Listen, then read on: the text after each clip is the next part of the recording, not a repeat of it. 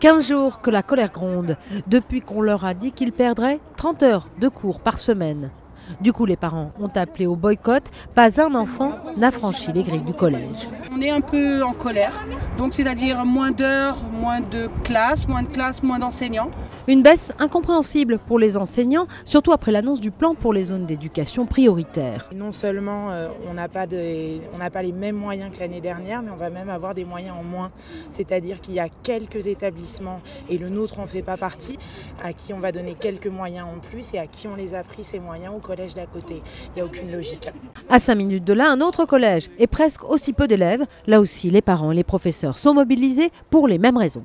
Comment exiger de professeurs jeunes, en plus, de faire plus en leur donnant moins de moyens? Ce qui est incroyable, c'est le décalage total entre ce qui se passe aux informations et ce qu'on vit tous les jours. On a moins de moyens et on voit dans tous les médias nationaux que le gouvernement donnerait plus de moyens aux ZEP. C'est faux. Au ministère de l'Éducation, on répond que le plan ZEP montera en puissance progressivement. La perte d'heures d'enseignement serait liée à des baisses d'effectifs. Un argument contesté par les professeurs. Ils seront tous dans la rue aujourd'hui.